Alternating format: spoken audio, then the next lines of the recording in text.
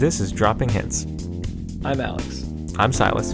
In this podcast, you'll catch a glimpse of our everyday conversations. Okay, Silas. So you're going to talk first or I'm going to talk first? I'll talk first. So, I thought we already established that. So, I want to know, how many 4-hour movies have you ever seen in your entire life? And follow-up question to that is, how many 4-hour movies have you seen that you actually walk away saying, you know what? Every minute of that was totally worth the 4 hours of sitting through that. You already know the answer to that. First off is Lord of the Rings, obviously. All three of them. 1, 2, and 3. They're roughly like 12 hours. 3:45 to 4 hours. Yeah. They're worth every freaking second.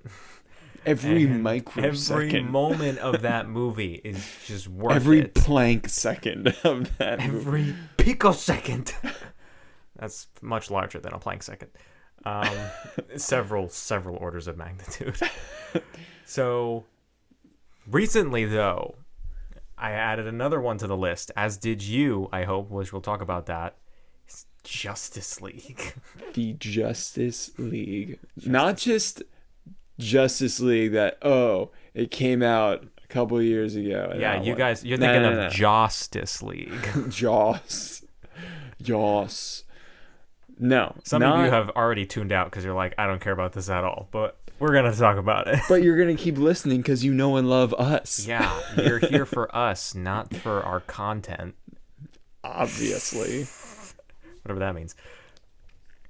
Add Justice League to the list. It was literally 4 hours and 2 minutes from start to finish, and we watched The Snyder Cut. The Snyder Cut. The Schneider Cut came out. Snyder Cut. We Snyder watched Cut every came out. second of that last week.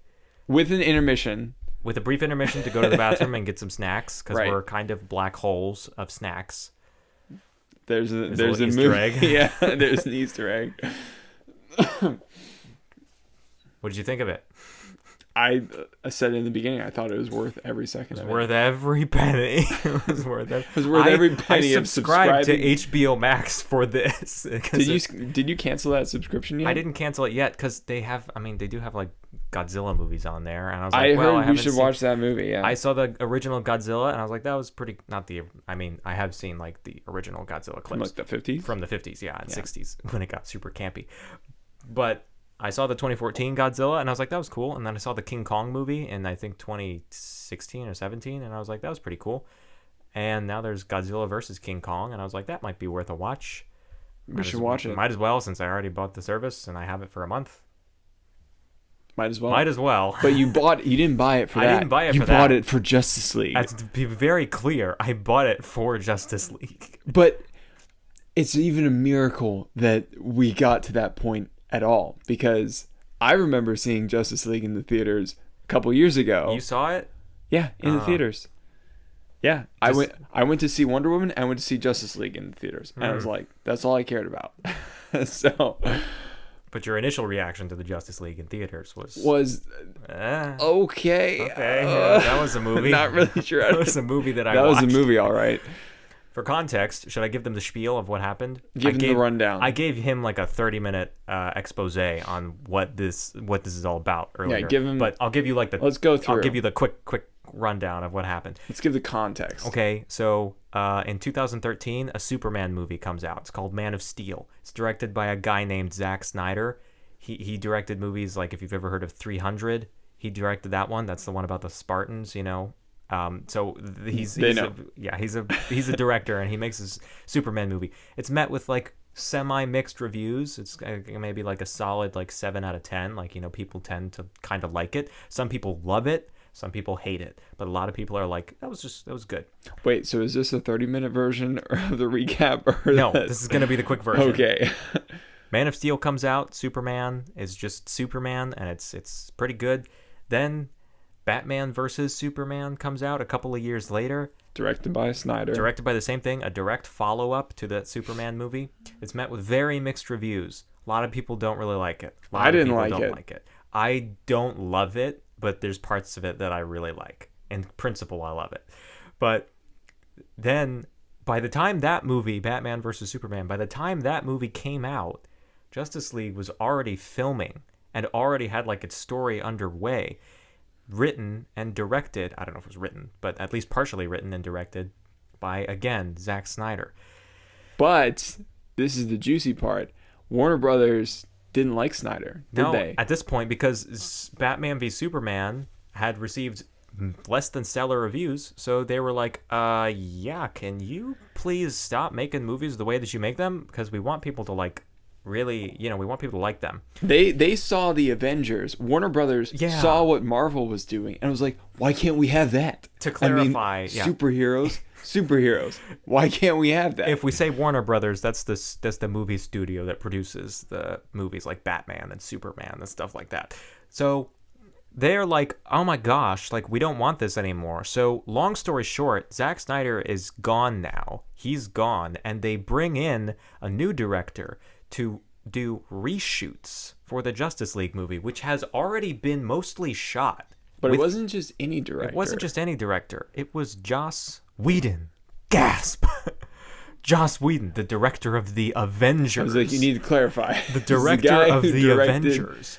Which the first Avengers. And didn't he also do the Age of Ultron? Yes, he also did the second Avengers. He also did the second Avengers movie. Yeah, so he did both of those movies. He did both of those movies, and they bring him in to do these reshoots. And a large portion of the movie, Justice League, is reshot and rewritten so that in 2017 the Justice League movie comes out and they're like, this is Justice League, and it's just a hodgepodge of two different stories. Bunch of different. It's not good. It had the Superman weird mustache. Don't even lip get thing. started on the mustache. And then CGI, no mustache on this guy. And then it immediately, upon being released, it immediately triggered a hashtag that started called Release the Snyder Cut, which was the push to release Zack Snyder's original Justice League movie that he shot and didn't get to finish, but that he shot. So it's a different... So whatever you saw in theaters, that was released in theaters, that was the theatrical cut of Justice League. Hence most people didn't like it and said, give us Zack Snyder's Justice League. We know it exists. And Warner Brothers was like, no, it doesn't exist. It doesn't exist.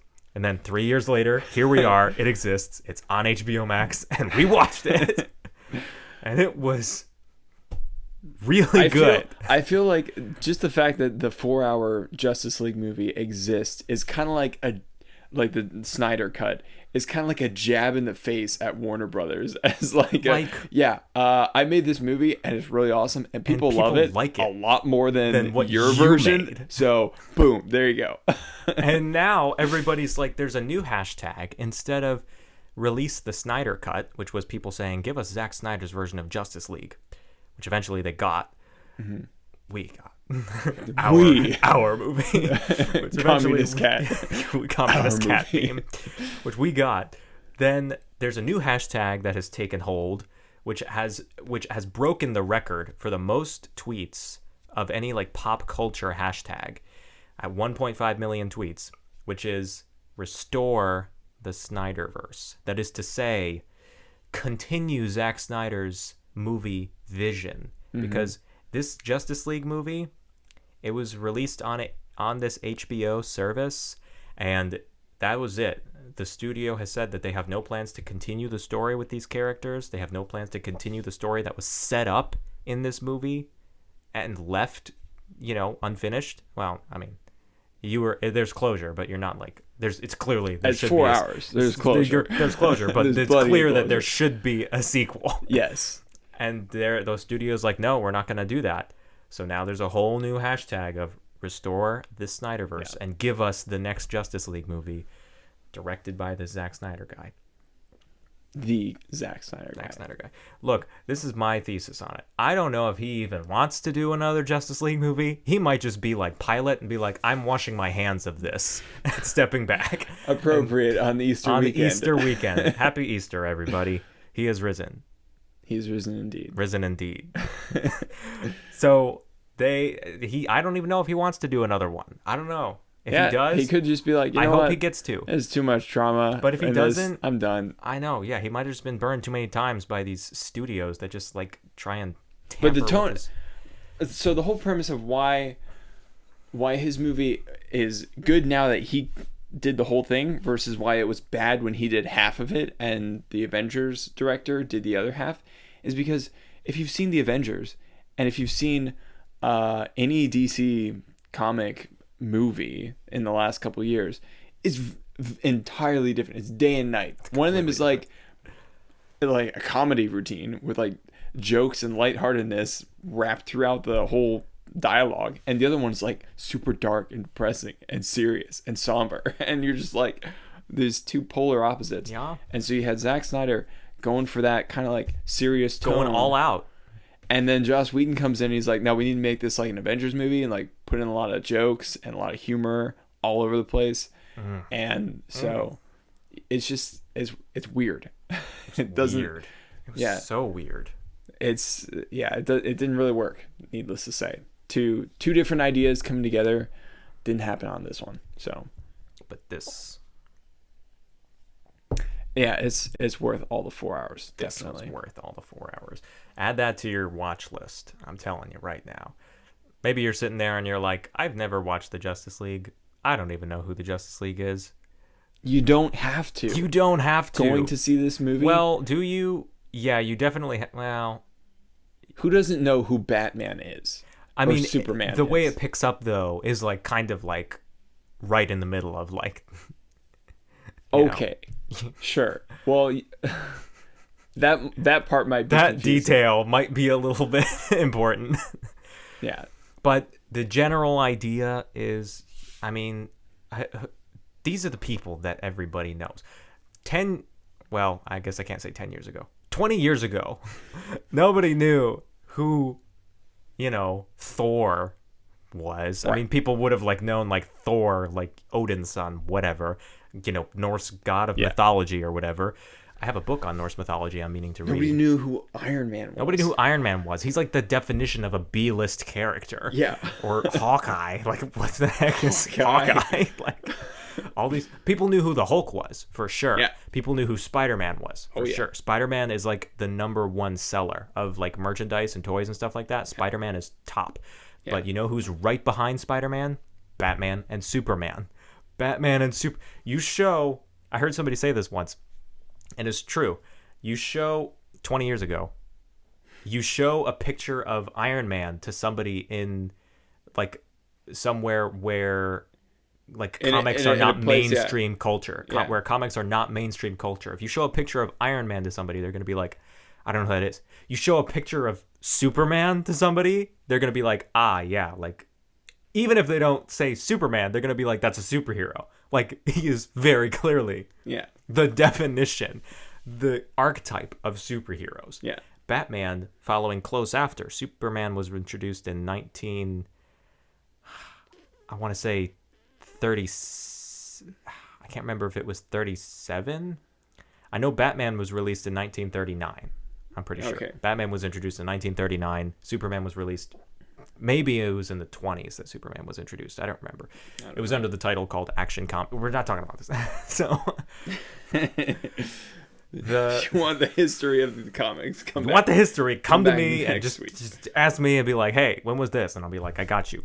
So, but you show them Superman, Batman, Wonder Woman. They're like, rightfully so, Superman, Batman, and Wonder Woman are oftentimes referred to as like the Trinity in DC Comics. They're referred to as the Trinity because it's Superman, Batman, and Wonder Woman. Yeah. They're the three greatest superheroes of all time. Yeah. They are. Like, what are you gonna do about it? I guess. And then, I mean, you got this. I mean, it's So just, what I want to know is when is the DC universe gonna have a crossover on the Marvel universe? Because they already proved that the multiverse is a thing. So when are we gonna see Superman, Batman, Wonder Woman, and the Avengers? the Avengers Trinity, which is Captain America, Thor, and Iron Man. If you remember, at the end of Endgame, Well, they fight. they're all Thanos, dead and it's- now, Well, except for Thor. the Although multiverse his doesn't past care self, if you're dead. He's kind of been reborn as a new person anyway. Right. Because Whatever that means. Well, he's no longer. Look, there was a crossover event in the 80s. Yeah. Yeah, and there was this interesting thing where they took like short little quick runs and they combined two characters, one from DC and one from Marvel, and they combined them into like one character and they did like a one-shot story with them, just like one issue. Yeah, that was really weird. I think that was in the 80s. Everything was weird in the 80s. In the comic world, I mean, Superman had a mullet. It was careful. It was weird. And any of our listeners from the 80s, any of our listeners in their 80s, we love you even more. And there was also there was a legitimate crossover in the comics, where like DC and Marvel characters fought each other or whatever. It was super weird, but they don't do that. They're not gonna comic wars, right? But those universes have their own problems to deal with. Their own things. Go bother your own universe. We got plenty of problems. I mean, in DC, we had the Crisis on Infinite Earths. That was a big deal. Yeah, nobody knows. I just wanted to drop Crisis. You just wanted to flex a little bit. Nice. Crisis is not a flex. Okay. Maybe if I knew everything about Crisis, that would be a flex, but not Crisis. Just don't go through a midlife crisis. Okay. Exactly. That's all you need to know. It was a midlife crisis for everything involved in that. Yeah. Look, what is the point? What have you been listening to? You've just been basically this has been a 15-minute commercial to go see Justice League. The Snyder Cut. Yeah, you're welcome, Zack Snyder. # sponsor us. # restore the Snyderverse.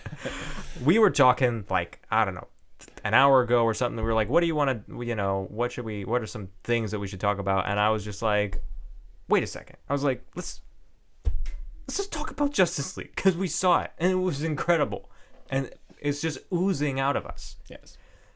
Well, oozing might be the wrong term for me. I don't know about for you, but it's the right term for me. Usually oozing things are not pleasant. I wore my Justice League shirt like 3 times last week. I wouldn't say that's oozing out of you then. I would say that's just... But I got comments on it every time. You got comments on it? Like, it was a post on social media? People like put you got comments notes on my back. I don't know what they said, but they kept sticking things to my back. Nice. Wow. What's the point? The point is, look, find something that you have this level of appreciation for. Oh, you're getting deep on this. If it's Justice League, come talk to me. If it's not, hopefully it's like Lord of the Rings or Star Wars or something like that. Even Marvel, that's okay, I guess. So basically, you're just telling everyone to find a hobby. Not just a hobby. Find something that you're like, that's like, man, this work of fiction really speaks to me. It's really cool. There are certain common graces, I think, that all people enjoy, obviously. Things like, sunlight, food, music. Sunlight. And I think that, being able to express and take in artistic creations, obviously excluding things that are just like immoral and bad. Being able to take in those artistic creations is one of those, I think. So find one. Take in and if you can't find it, make it.